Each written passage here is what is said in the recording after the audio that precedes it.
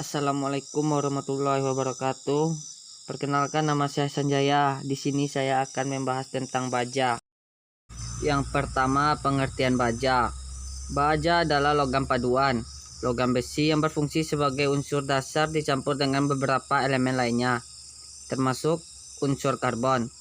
Besi dapat terbentuk menjadi dua bentuk kristal, yaitu body center kubik dan fase center kubik. Tergantung dari temperaturnya ketika ditempa, kandungan unsur karbon dalam baja berkisar antara 0,2% hingga 2,1% dari berat keseluruhan baja tersebut sesuai grade-nya. Yang kedua, jenis-jenis baja.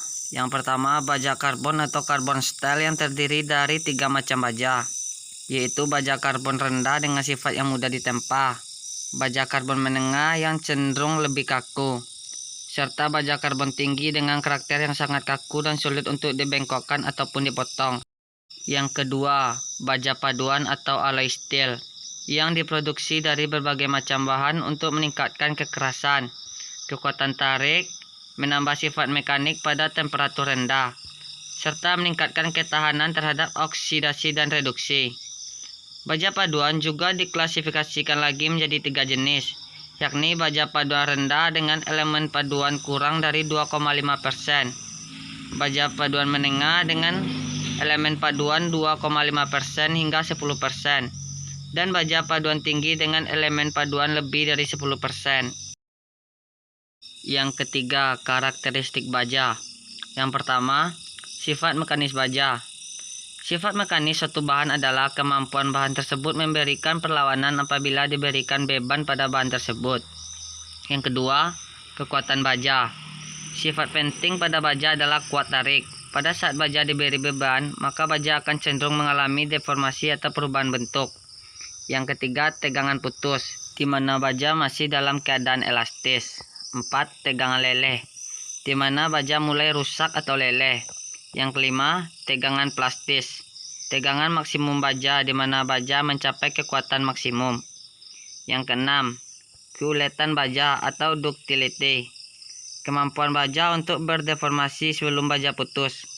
Keuletan ini berhubungan dengan besarnya regangan atau strain yang permanen sebelum baja putus.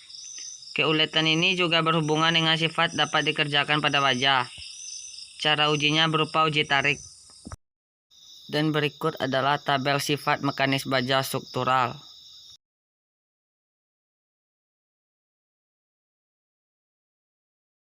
Yang keempat, proses pembuatan baja. Yang pertama, proses konvertor.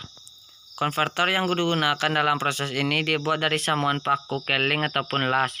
Di dalamnya tersemat batu khusus yang bisa menahan panasnya api saat proses pembentukan baja berlangsung. Yang kedua, pengolahan menggunakan dapur listrik. Tahap awal pembuatan baja adalah pemurnian. Terdapat 2 opsi pemurnian, dasar dan lanjutan. Pada proses pemurnian lanjutan, diperlukan dapur listrik. Tujuannya adalah untuk mengontrol temperatur saat peleburan maupun memperkecil unsur-unsur campuran yang ada pada baja. Yang ketiga, proses Siemens-Martin. Nama proses pembuatan baja ini merujuk pada perintisnya, yakni Siemens dan Martin. Mereka mengolah baja dengan cara memanfaatkan suhu tinggi yang ada pada tungku kerja. Kapasitas tungkunya sendiri mampu memuat bahan baku seberat 30 ton hingga 50 ton. Yang keempat, proses BOF. BOF atau Basic Oxygen Furnace adalah proses pembuatan baja yang memanfaatkan oksigen murni dan panas. Oksigen ditiupkan ke areal besi kasar sehingga bisa membakar habis kotoran yang tersisa. Yang keenam, proses Bessemer. Proses pembuatan baja menggunakan teknik ini hampir mirip dengan BOF. Hanya saja proses Bessemer tidak memakai oksigen murni, melainkan uap air. Teknik Bessemer merupakan teknik yang paling umum diterapkan baik dalam industri menengah maupun industri dengan skala besar. Yang kelima, bangunan yang terbuat dari baja. Bangunan yang terbuat dari baja dapat dilihat pada gambar-gambar berikut.